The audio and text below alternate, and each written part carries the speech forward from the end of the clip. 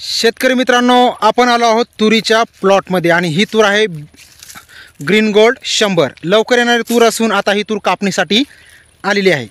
शेतकरी मित्रांनो, यावेळेस आपण तुरीचं उत्पादन वाढवण्यासाठी दोन प्रयोग केले होते. एक प्रयोग केला आपण तुरीची शेंडे खुडणी आणि दुसरा आपण तूर उधळू नये किंवा बुरशीजन्य रोगाचा प्रादुर्भाव होऊ नये म्हणून आपण ट्रायकोडर्माची आवळणी किंवा फवारणी आपण यावर्षी केलेली होती. या प्रकारे आपण तुरीला ट्रायकोडर्माची आवळणी केलेली आहे किंवा फवारणी आपण आपल्या तुरीच्या पिकावर करत आहोत. रामराम शेतकरी मित्रांनो, मी विलास बेद्रे आणि आपण बघत आहात ॲक्टिव्ह ॲग्रीटेक. शेतकरी मित्रांनो, आपण आपल्या चॅनलवर कृषीविषयक विविध माहिती देत असतो.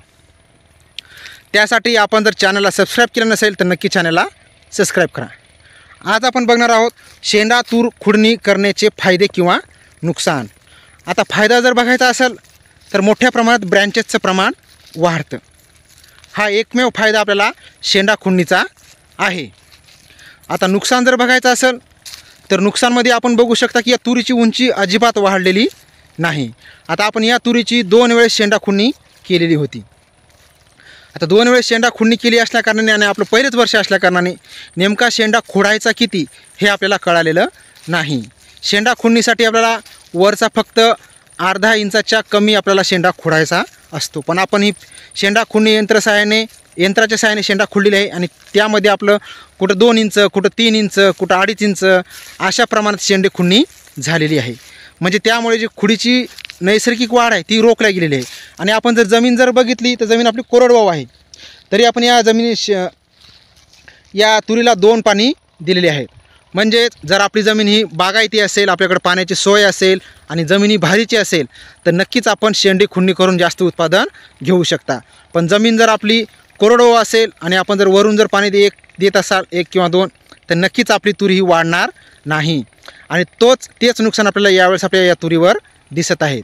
ब्रँचेसचं प्रमाण तर वाढलं पण तुरीची म्हणावी तेवढी वाढ झालेली नाही. आता या तुरीची उंची 3.5, 4, 4.5 फुटापर्यंतच वाढलेली आहे. आणि जर उंचीच वाढली नाही तर नक्कीच उत्पादनसुद्धा आपलं वाढणार नाही.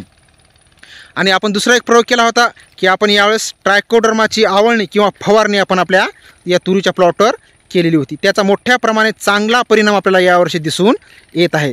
कारण आपल्या तुरीवर जे बुरशीजन्य किंवा आपण या स्थानिक भाषेत तूर उधळणे असं म्हणतो ती अजिबात उधळलेली नाही. आता जिथं कुठं उधळले असेल तर काही 5 ते 10% फक्त तूर आपली उधळलेली आहे. आणि या शेतात आपण रेग्युलर आतापर्यंत 15 ते 20 वर्षापासून तुरीवर तूरच घेत आहोत. तरीसुद्धा ट्रायकोडर्माने एवढा फरक आपल्याला यावर्षी जाणवलेला आहे.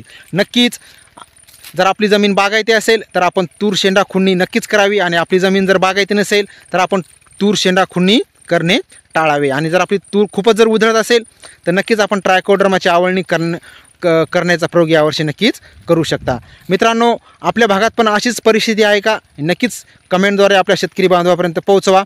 धन्यवाद. शेतकरी मित्रांनो, आपण जर ॲक्टिव्ह ॲग्रीटेक या चॅनलवर नवीन असाल तर नक्कीच चॅनलला सबस्क्राईब करा. धन्यवाद. जय जवान, जय किसान, जय विज्ञान.